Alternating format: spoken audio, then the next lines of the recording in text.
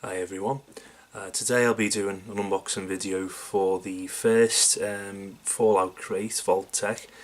This differs to the last Fallout crate that Loot Crate did. That was just a one-off for Fallout 4. So here's the first one, and that's first one's titled Vault-Tec. Just get this opened. Now this has been ever so slightly delayed by about a month. Supposed to have been coming out in December, but it's come out in this month, January, purely because I think there was a delay on one of the items in the box. Sometimes happens with Loot Crate. So just get this opened. There we go. That's the inside of the box. Right. So the first item I can see is supposedly this hoodie, and I was a bit apprehensive about getting this because Loot Crate are not known for their quality wearables. The likes of the t-shirts can be quite thin, and even the hoodies, they can just be, you know, as thin as a t-shirt anyway. This appears to be quite comfy. It looks, even just holding the hood, it is pretty thick, the fabric. As you can see, there's Vault 101 on the front, which is from Fallout 3, and you've got the Tunnel Snakes logo on the back. Now unfortunately it's not a Tunnel Snakes biker jacket, but then you'd probably see the cost of the box go up to about, you know, £200, $200, something like that. So it's probably the next best item they could do with the Tunnel Snakes logo on. At least, you know, at least it's worn on your torso, because that's, you know, it's on the back of the biker jackets, isn't it? The leather jackets in the game. But it is a nice print, decently printed snake there on the back. Yes, there's Capital Wasteland on the bottom. So it's a nice thick hoodie, that. Actually, I'm more worried about, aside from the quality of the item, it's how it's going to fit, because I know their sizing can be quite, you know, not very consistent. And I asked for an extra large, which is what I've received there. Seeing as I'm 6'3" and 17 stone, so I do need an extra large at least. So I'll try this on and see if it fits. Yeah. So right, so here's the hoodie on. Quite a nice snug fit. Not too loose, and then again not tight either. The arms could do with being a little bit longer. There's a bit of expansive wrist there, but it's not too bad. You can see, you know, there's the reverse of it, and see if I can put the hood up with me hair in the way. There we are. So it's actually a nice fit. The hoodie's nice, well, right over there. Prefer it loose though, to be honest. I don't like it when its drawstrings are pulled, but yeah, it fits me head, and I've got quite a large head as well. So there you go. That's the hoodie. Nice quality for a change from Loot Crate, and it's also got pockets as well at the front, so you can put your hands in, keep them warm. Right, next item, we will get the 6-part Build-A-Figure out of the way. Now this crate is a bi-monthly crate, so you'll get 6 in a year obviously, and this is a 6-part figure, obvious again. So there's the box for the 6-part figure there. And it's the base and the helmet. It's also a clever way of Loot Crate making sure that everybody who subscribes to the Fallout crate gets all 6 crates, because they'll need them to build the figure. Other than that, they'd have to rely on the likes of eBay to buy each part if they don't subscribe, and that's entirely dependent on if someone's selling the piece and if they're selling it at a decent price. So here is the first part of the figure.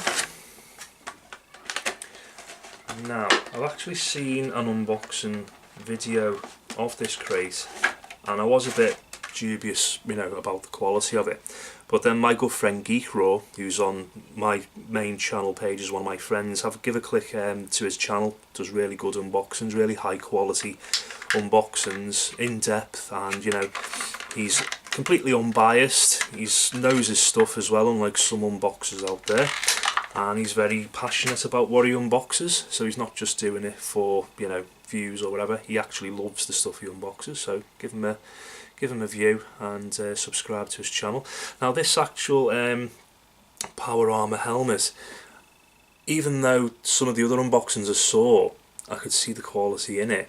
Geek Raw obviously did a good close-up of this, but you can see the actual quality of the helmet there. It looks like it's hand painted, and there's a lot of decent detail on that. You can see it shines with like a coppery tint to the edges of it.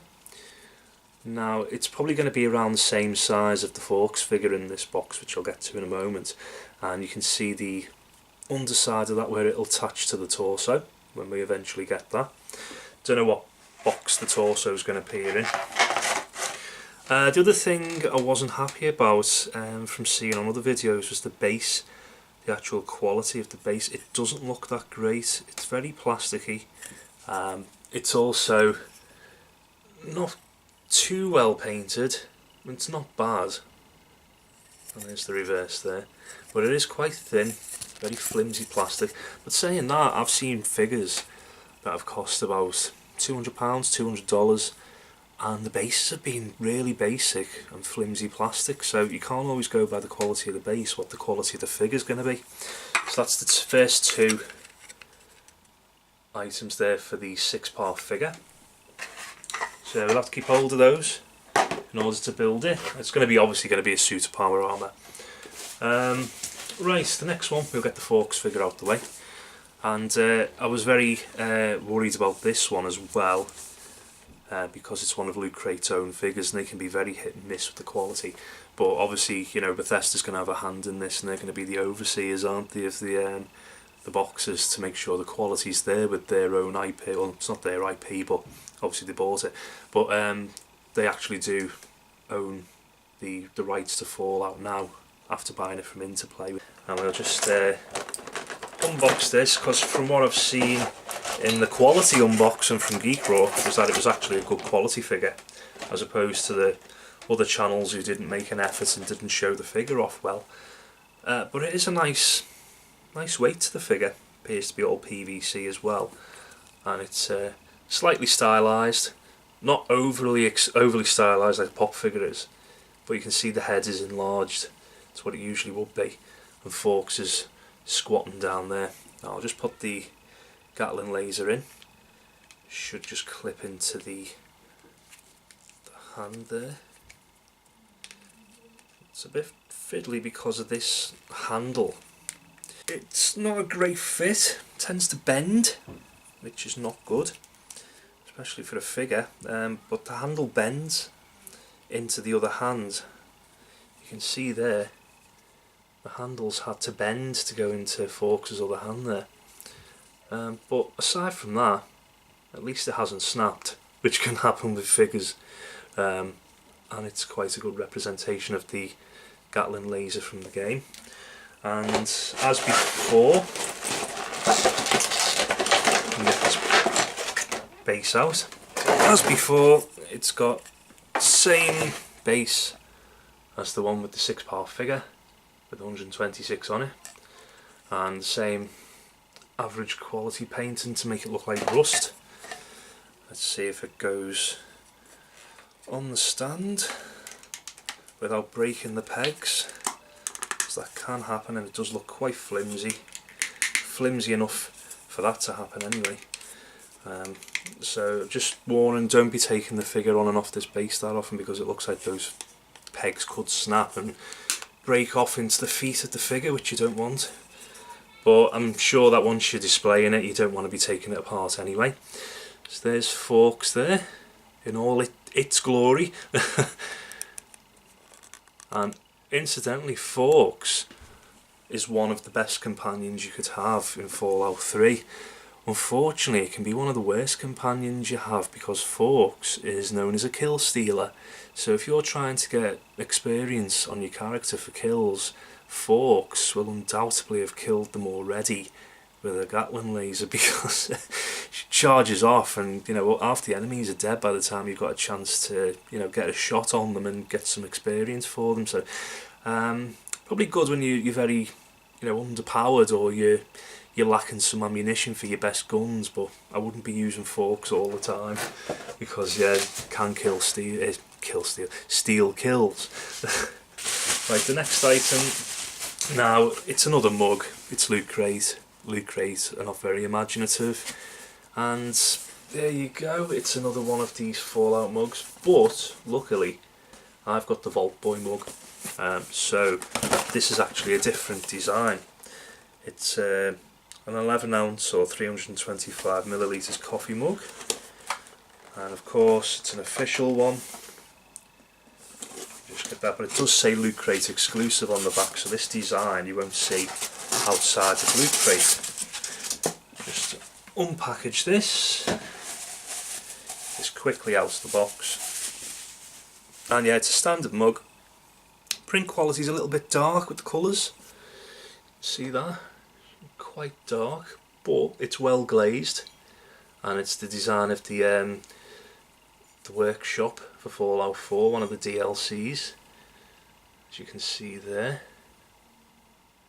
Now if you're into building your settlements, that sort of thing, that was a really good DLC, but I don't really tend to build a lot of settlements. I'm not into Fallout for building things. I mean, I did build the odd thing, it's fortified a few of my settlements, but didn't spend too much on it like some other people who go to town on the settlements basically and make amazing ones. You know, someone made a recreation of Tenpenny Tower from Fallout 3 on one of the settlements, a huge tower with like all the different levels, exactly, you know, exact recreation of the tower from the third game. And you see it says welcome home as well inside the mug, and nothing else there. But it's a nice mug. You know, I've got lots and lots of mugs, but an exclusive mug is always welcome, and especially a franchise that I like as well. So that's good there. And the next item now is a mouse mat. Now, mouse mats can be, you know, obviously it's a filler item, isn't it? But if it's a good quality one, then obviously it's going to be worth a decent amount of money. Now this one has got a looks like an embroidered edge. So there's thread all around the edge there, you can see that, which reinforces it, stops it from fraying. Because a lot of these cheap mouse mats, they don't have this stitching around the edge, it's just an image glued onto a bit of rubber. Now it's still rubberized on the back, but it tends to be like a fabric, very thin fabric image, or a very thin fabric, you know, sort of thing with the design on there, and it's glued onto the rubber with none of this stitching on the edge, so you tend to see the top peeling away from the rubber over time on the cheaper ones, so it's actually quite good, that. And it's obviously it's Vault Boy advertising the Vault Shelter. Sign up at your local Vault Shelter today, it's never too late, and that fits in with the Vault-Tec theme. There's the mouse mat there, and it's a decent size as well. Not as big as some of the gaming mats out there, but you know, you don't want anything too big because people's desks might not be that big, and a lot of people don't really game on their PCs. I mean, I used to, but I don't anymore. I just stick to my consoles now because it costs too much to upgrade a PC for it to be gaming viable, especially with VR. Next item we've got here is the pin, the obligatory pin from Loot Crate, which is in all of these loot boxes. That looks like the Lone Wanderer perk with his rifle on his back there. There's Vault Boy. I noticed some of the, I think it's enamel, gold enamel has come off on the centre of this where the pin is attached. You can see that there on the, I think it's the stock of the rifle. A little bit of silver there scratched through, so that's unfortunate, but as I don't collect pins, I'm not too worried about that. I just see a pin as a final filler item, like an advertising sort of thing, thrown in the box, and that's how I view pins. I know a lot of people collect them, but I don't see the point, to be honest.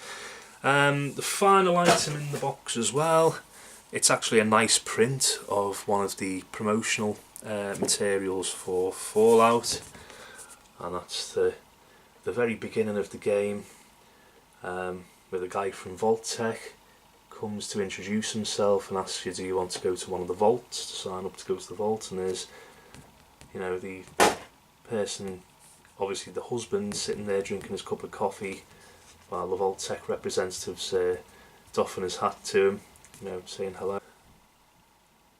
There's the promotional image there. I think it was in the art of Fallout as well. I'll probably put that up at some point, because I've got the art book for Fallout 4, and I think this is one of the images in that as well. It's nice, it's a decently thick card, so you could frame that about A4 size. Better than the usual Loot Crate posters that they put in with all of the folds in them. Very thin, and the image quality is not that great, but the image quality on this is quite good. And you've got a inventory of the box items there. Fallout 3 Tunnel Snakes hoodie, Fallout 3 Forks figure, Fallout Power Armor Builder figure helmet, Vault-Tec schematic mug, sorry I need to cough, Vault-Tec mouse mat, and the Lone Wanderer perk pin. That's all the items for this particular month. Next month, February's one, you get a figure of Nick Valentine from Fallout 4.